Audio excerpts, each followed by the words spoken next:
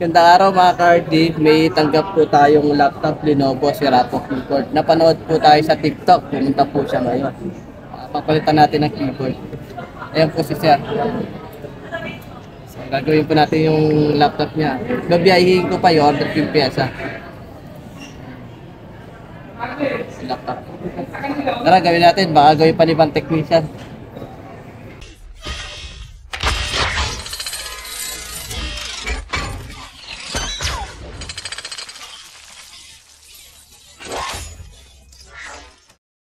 Ito po, in-order po natin sa pyesa sa supplier.